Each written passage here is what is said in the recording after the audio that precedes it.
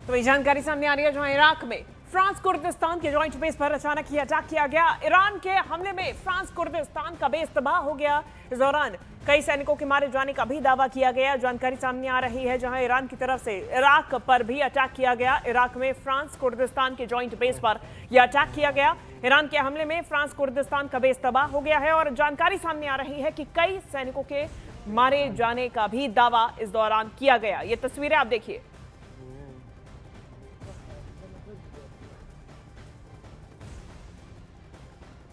तो वहीं America Israel की ईरान से चल रही इस जंग की वजह से दुनिया भर में कच्चे तेल की कीमतें अब बढ़कर $100 के पार चली गई हैं। इसे काबू में करने के लिए ट्रंप प्रशासन ने दूसरे देशों को भी रूस से तेल खरीदने की अस्थायी मंजूरी तो दे दी है, लेकिन इस तेल सप्लाई ने पुतिन को मालामाल कर दिया।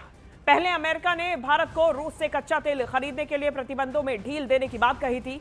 हालांकि अब तक ट्रंप ने खुद दुनिया भर के कई देशों को रूस से तेल खरीदने को मंजूरी दे दी है और इसके बाद रूस में प्रति सप्लाई दोगुनी से ज्यादा हो चुकी है।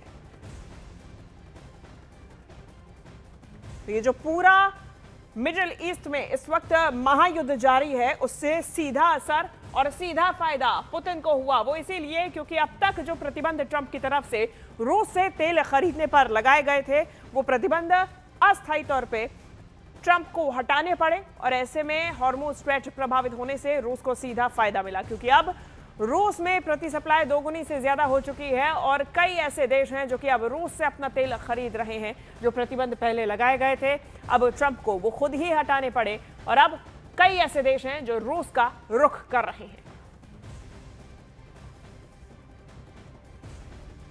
तो पिछले कुछ महीनों में भारत ने रूस से तेल की खरीद कम कर दी थी और इसकी जगह सऊदी अरब और इराक से ज्यादा तेल लेना शुरू कर दिया था।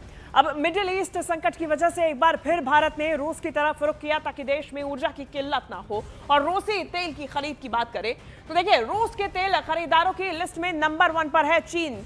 63,100 करोड़ ये इतना तेल चीन की तरफ से खरीदा जाता है। वहीं तुर्की भी इस लिस्ट में शामिल है। रूस से तुर्की करीब 27,300 करोड़ तेल खरीदता है और भारत, जो कि रूस का पुराना दोस्त है, वहां से करीब 23,000 करोड़ रूस से भारत तेल खरीदता है। अब देखिए, ये जो आंकड़ा सामने आया है, अब इससे आप अंदाजा लगा सकते हैं कि जो पश्चिम एशियाई देश है जिसमें सबसे ज्यादा खरीदार है चीन, इसके बाद में भारत, ये लगातार अब रूस से तेल खरीद रहे हैं।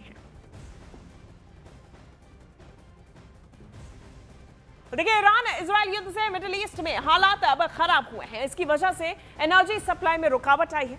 अंतर्राष्ट्रीय बाजार में तेल और गैस कीमतें बढ़ गई हैं और इसका सबसे बड़ा जो है वो बेनिफिशियरी रूस बनता जा रहा है। अब इस बीच मॉस्को ने यह साफ कर दिया कि वो भारत को क्रूड ऑयल, जो क्रूड सप्लाई है, उसके लिए हमेशा तैयार है। अमेरिका जो प्रतिबंध है, अमेरिका ने यूक्रेन के खिलाफ रूस की सैन्य कार्रवाई के विरोध में रूसी कच्चे तेल की खरीद पर कई पाबंदियां लगाई थी और अब भारत समेत कई देशों से तेल लेने के लिए मना किया था। लेकिन अब ईरान इजराइल युद्ध की वजह से बढ़े हुए तेल एक्सपोर्ट से पुतिन काफी खुश हैं। रूसी तेल अब तक बढ़कर $62 प्रति बैरल मिल रहा है।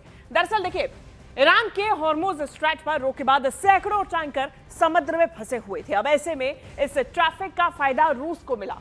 ऐसे मिला कि रूस यूक्रेन युद्ध के दौरान रूस ने भारत को $15 से $30 प्रति बैरल की छूट दी थी और एक अच्छा दोस्त होने के नाते भारत ने भी रूस से तेल खरीदा था। लेकिन अब ईरान और इजराइल युद्ध के दौरान रूसी तेल ब्रेंट क्रूड से $4-5 प्रति बैरल महंगा बेच रहा है।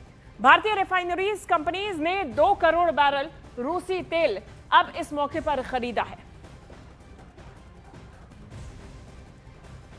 तो ईरान संकट से पहले रूस की आर्थिक हालत काफी कमजोर थे। पुतिन सरकार को अपने सैन्य खर्चों में कटौती तक करने और टैक्स बढ़ाने जैसे कड़े फैसले लेने पड़े थे। लेकिन जैसे ही ईरान पर हमले शुरू हुए, रूस की किस्मत चमक गई। यह युद्ध मॉस्को को एक गिफ्ट के तौर पर मिला और यही वजह है कि कई देशों पर इसका बहुत असर हुआ। कई देशों ने तेल के दाम बढ़ा दिए, लेकिन भारत अब तक स्थिर है। अमेरिका ईरान जंग की शुरुआत के बाद से अन्य देशों को देखिए, अगर बात की जाए तो देखिए, अमेरिका में जो दाम है वो 16% तक बढ़े और ये जो है ये दाम हम बता रहे हैं कि इस जंग के बाद कितने ज्यादा बढ़े। ऑस्ट्रेलिया में 18% तक तेल के दाम आम नागरिकों के लिए इन देशों ने बढ़ाए हैं। जर्मनी में 13% तक दाम बढ़े हैं। इसके बाद अगर बात की जाए चीन की, तो चीन में भी 10% दाम बढ़ा दिए गए और भारत ने 0%। भारत ने तेल उतना ही रखा, भारत में दामों का इजाफा नहीं हुआ, ये जानकारी सामने आई।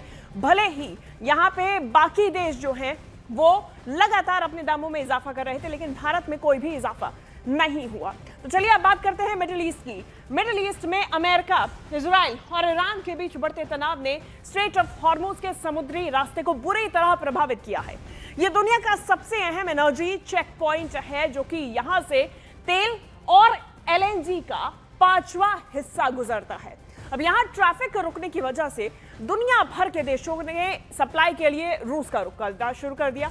अब ऐसे में क्रेमलिन के प्रवक्ता दमित्री पेस्कोव ने खुद माना कि रूसी ऊर्जा की मांग में जबरदस्त इजाफा हुआ है। बाजारों को अब भरोसेमंद सप्लाई चाहिए, जो कि रूस आसानी से पूरी कर रहा है। इसे ऐसे समझिए, यूक्रेन जंग के बाद रूस के तेल की कीमतों में भारी गिरावट हुई। रूस ने तेल 10 से 13 डॉलर प्रति बैरल सस्ता बेचा था जब रूस और यूक्रेन की शुरुआत हुई थी जंग की। वहीं ईरान युद्ध के बाद में रूस की जो कीमत है वो चमक गई। रूसी तेल ने अपने दाम बढ़ा दिए। हॉर्मुज़ स्ट्रैच बंद होने के चलते अब 4 से 5 डॉलर प्रति बैरल तेल महंगा हो गया और ऐसे में यानी रूसी तेल में पिछले एक हफ्ते में करीब 25 से 50% तक उछाल देखने मिला। रूसी तेल की कीमत 45 से 68 डॉलर प्रति बैरल तक पहुंच गई और कुल मिलाकर हॉर्मुज़ स्ट्रैच बंद होने से सबसे ज्यादा जो फायदा है वो पुतिन को ही मिला और ऐसे में ये जो कीमत है ये अब बढ़ती चली गई।